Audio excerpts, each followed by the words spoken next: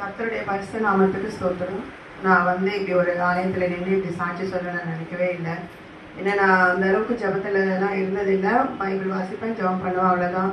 ஆனால் ஒரு நாள் ஊழியக்காரமாக சொன்னாங்க, இரவு ஜபம் நடத்தணும் அப்படின்னு சொல்லி 12 மணிக்கு மேலே ஜபம் பண்ணேன். நான் சொன்னேன், அடுத்த நாள் ஸ்கூலுக்கு போகணும், அதனால ஜபத்துக்கு வரவே மாட்டேன் அப்படின்னு சொன்னேன் நான். ஆனால் அதுக்கப்புறம் நான் என்னை எப்படி ஆண்டவர் இப்படி உட்கார வச்சார் எனக்கு தெரியல. முதல்ல வரமாட்டேன்னு தான் சொன்னேன் நான். அதுக்கப்புறம் நான் ஃபிலோமினா ஊழியக்காரமா 3 பேர் தான், அவங்க தான் முதல்ல ஆரம்பித்தாங்க. அதுக்கப்புறம் ஒரு நோட்டு போட்டு நான் இது ஸ்கூலில் போடுவேன். டிஎம்ஐ ஓப்பன் யூனிவர்சிட்டி பிஎடுக்கு பார்க்கும்போது போடுவேன். ஆனால் நான் இது எனக்கு எப்படி இது ஆரம்பிக்கிறேன், எப்படி பண்ணணுன்னே தெரியவே இல்லை. நிஜமாவே ஆண்டவர் கூட இருந்தனால தான் இப்படி இந்த பக்கம் திருப்பி நோட்டை போடுவேன், அப்படி போடுவேன். எனக்கு ஆனால் அது கரெக்டாக ஃபுல்ஃபில் ஆன மாதிரி தெரியல. ஆனால் அதுக்கப்புறம் ஆண்டவர் ஒன்றொன்னா நிஜமாலுமே ஆண்டவர் சொல்லி சொல்லி தான் நான் செஞ்ச மாதிரி எனக்கே இப்போ தோணுது. ஏன்னா நான் எப்படி இந்த கொண்டு வந்தேனே தெரியல. நான் ஒவ்வொரு முறையும் சில நேரம் ஆண்டவர் ஒரு பாதி மாதம் போயிருக்கோம். அதுக்கப்புறம் ப்ரேயர் மாற்றுவார். இதுக்கு வேணாம், இந்த மாதிரி ஜெபம் பண்ணுங்க. இது எல்லாமே ஆண்டவர் கொடுக்குற குறிப்புகள் தான் நாங்கள் ஜெபம் பண்ணுறது. அதே மாதிரி வசனங்கள், இந்த அதிகாரம் வாசிங்க, இந்த அதிகாரம் வாசிங்க. இப்போ நாங்கள் வாசித்திருக்கிறது கூட கலாத்தியர் 5ஆம் அதிகாரம், மத்தேயு 5:6, வெளிப்படுத்துதல், அதுக்கப்புறம் ரோமர், அது மாதிரி ஒவ்வொரு முறையும் சங்கீதம் 148 இந்த மாதிரி வாசிட்டே இருப்போம். அப்புறம் திருப்பி மாற்றுவார். இப்போ முதல் நாள் ப்ரேயரில் கூட 1 நாளாகமம் 2 நாளாகமம் வாசிக்கணும். ஒன்றா முடிச்ச பிறகு அப்புறம் வெளிப்படுத்தல் கண்டினியூஸாக வாசிக்கிறோம். இந்த மாதிரி அப்புறம் ப்ரேயர் பாயிண்ட்ஸும் மாற்றிருக்காங்கம்மா. ஆண்டவர் கொடுக்குற அந்த விண்ணப்பங்கள் தான் நாங்கள் ஜெபம் பண்ணிக்கிட்டே வரோம்.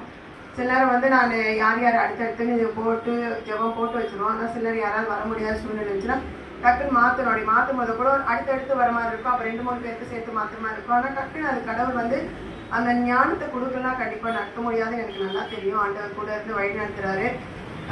நாங்கள் இது மார்ச் மாதம் ஆரம்பித்தோம். 2 வருஷம் முடிஞ்சு ஒரு 6-7 மாதம் ஆயிடுச்சு. 2.5 வருஷமாக நடத்திக்கிட்டு இருக்கோம். நடத்திக்கிட்டு இருக்கோன்னா ஆண்டவர் தான் நடத்துகிறாரு. அதில் நிறைய பேர் ஆனால் இதில் இணைந்தாங்க. நான் ஜபத்தில் வரோன்னு சொல்லிட்டு இருந்து இப்போ நிறைய பேர் இல்லை.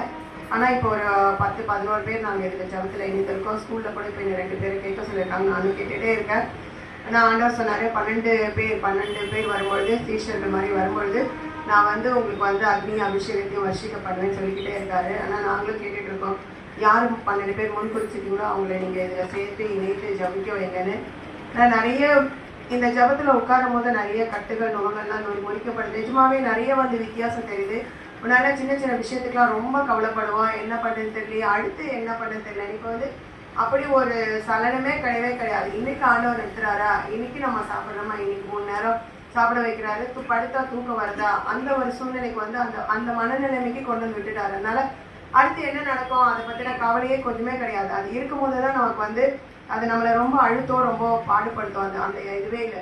கண்டிப்பா ஆண்டவர் நம்ம எந்த பாதையில நம்ம நடத்துறாரோ அந்த பாதையில நம்ம செல்றோன்ற அந்த இதுக்கு வந்த உடனே எந்த கவலையோ பாடு எது வந்தாலுமே ஆண்டவர் நம்மளை